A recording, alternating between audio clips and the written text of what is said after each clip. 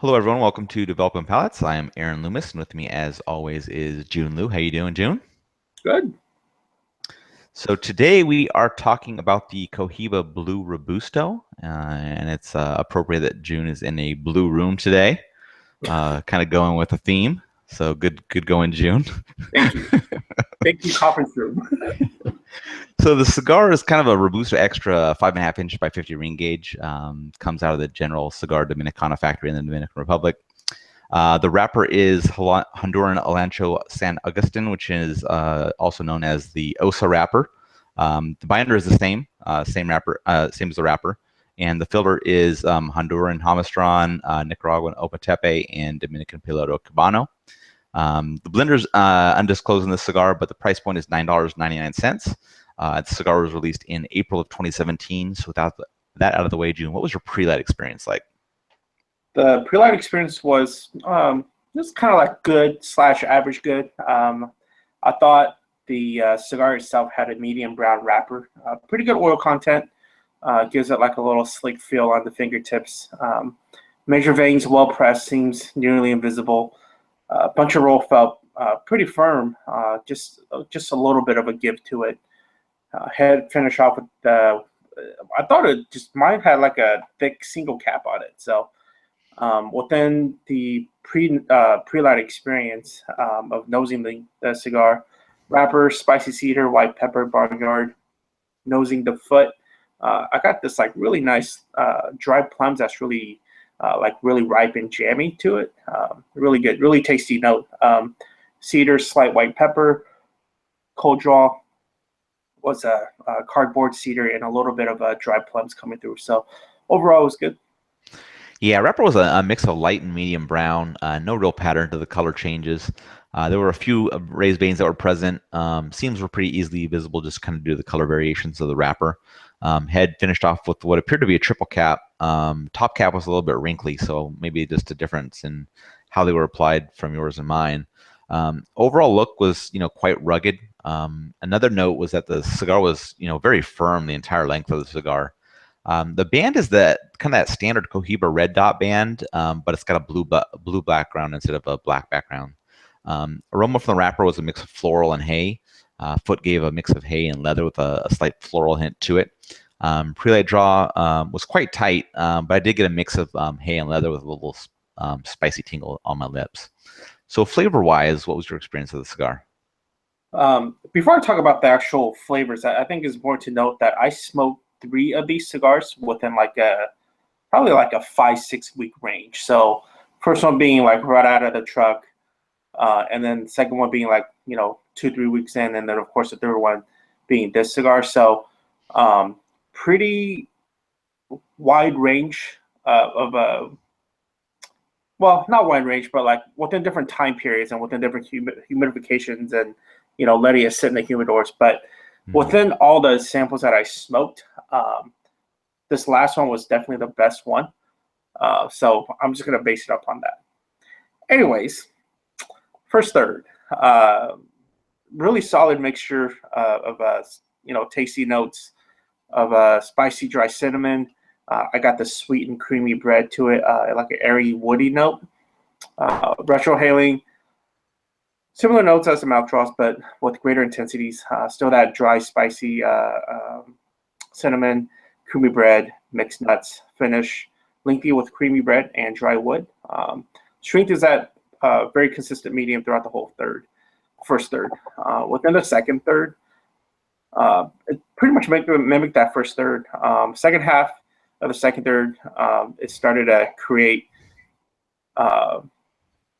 more of a deeper dry cinnamon spice. I started getting this like black coffee note as well.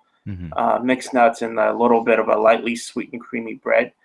Retro started giving that really intense spicy dry cinnamon and mixed nuts. Finish with dry wood and heated cinnamon. Body still medium strength, starting to kind of get up to that medium full mark. Within the last third, I thought it was mainly spice and wood dominant with that same dry cinnamon and the dry wood note. The retro is the same as the second third, which I really enjoyed, being spicy, dry cinnamon and mixed nuts. Finish driven by a long and lingering dry wood and like a really refined earthy minerality. Strength increases to a consistent medium full, and body finish should fall at the medium mark. Yeah, the cigar began for me with a wood note and a kind of a slight hint of cream. A quarter inch in, cream went away. Wood was very light. Three-quarters of an inch in, that wood note was still very light, and and then a kind of an ashy note had joined the profile. At an inch and a quarter, that wood became a little fuller, and that ashiness kind of transitioned to a slight char. Retrohale is just kind of a general wood note, and that's kind of how the first third finished out. Strength in that first third was right at medium. Getting the second third, slightly charred wood continues on. Half inch in, a little bit of bitterness joined that charred wood. Retrohale kind of carried that same charred wood note. And then at an inch in, the bitterness goes away and that charred wood kind of continues on. Inch and a half, a little bit of cream joins back into the profile, and strength is still right at the medium mark. And then getting in the final third, charred wood, slight creaminess kind of continues on. Half inch in, char leaves the wood while the slight cream remain there. At an inch in, cigar heats up a little bit, which kind of brings a toasty note to the wood. And that's, kind of as the cigar comes to a close, the heat increases a little bit, which adds some bitterness to it. And the, kind of that toasty wood note, and then pushes out the cream. And the strength had bumped up a little bit to be medium full at that point. So getting into performance for burn and draw, what was your experience like?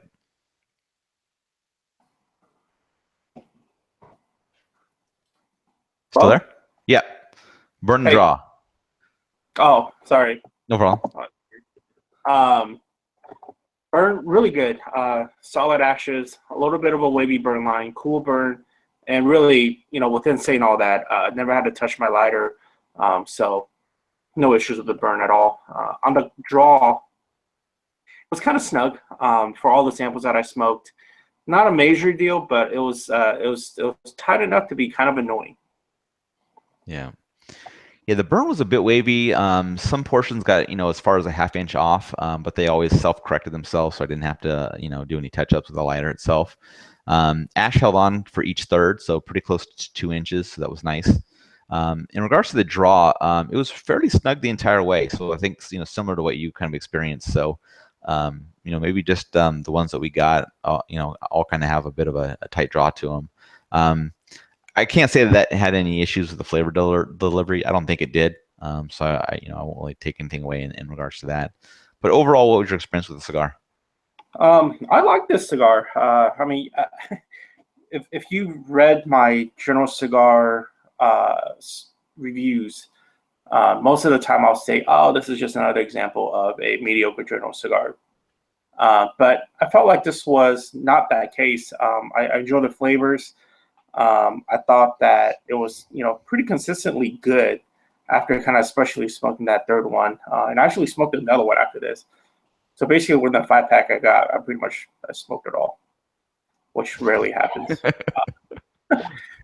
But yeah, I enjoyed it. And, of all the general cigar lines, I found most amount of pleasure in like this, value take on the Cohiba Blue line. So I liked it. I recommend it. Try it out. And especially for those folks, in my opinion, that always kind of like says journal is just kind of average. I think you should especially try this one and see if you get the same experience I did. Yeah, for me, the cigar provided a standard wood-focused flavor profile. Middle third was hit with some bitterness, which kind of took away from the enjoyment. But thankfully, that final third got back on track without the bitterness. Strength was medium most of the way, so it's approachable for most smokers. I'm not really a fan of the concept of this cigar. The Cohiba brand is supposed to be more of a luxury line. So when you kind of want to, bring this up as a budget entry point into the luxury line, I kind of see like you're almost like cheapening the brand a little bit, but that's just my opinion.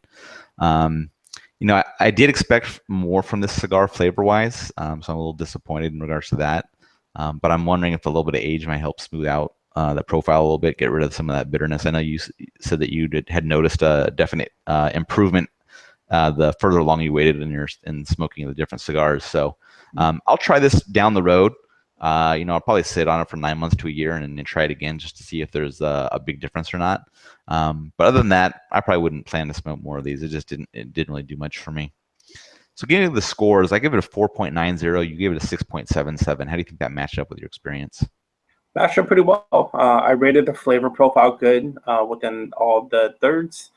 Overall, saying that the construction was very good and good. So all in all, I mean, you should get that, higher sixes, which is like really good to like borderlining, a little bit of very good in there. Yeah, my matches up perfect. I mean, I scored it average flavor wise, except for in the second third I did subpar because that bitterness was just taken away from the profile. Burn and draw was just good. It wasn't anything fantastic. So this was really an average cigar with a little bit of drawback on the flavor in that middle third. So that's kind of why it dipped below the 5. But I'm hoping maybe if I smoke one down the road, it gets above the 5 level. But right now, this just didn't do it. This did exactly what you said earlier about what a lot of people thought. This is just an average general release. Now there's others that I do like. I like the CAO Consigliere. I like the Tranio Exodus. So they do have cigars that I like. This one just kind of falls back into that role of just an average cigar. So one thing I'm hoping for is that now that Sean Williams is the brand ambassador, that maybe he gets to play with some of the tobacco and can put out some better Cohiba cigars. So that'd be nice to see. Any other thoughts from you? No, like I said earlier, give this one a try. I'm also excited about Sean Williams being the ambassador. I'm really interested to see what kind of a delivery he comes up with. Such a Cohiba line that's so driven across like that luxury kind of a feel to it. So yeah. Well, thanks for watching. If you're just catching this on YouTube, be sure to subscribe to us, but also check out the full written review on the website, developingpalates.com. Follow us on all the social media channels, Facebook, Instagram, Twitter, and Google+. And you can catch all of our review recaps on podcasts, so iTunes, Google Play, and Podbean. Thank you for tuning in, and we will catch you on the next one.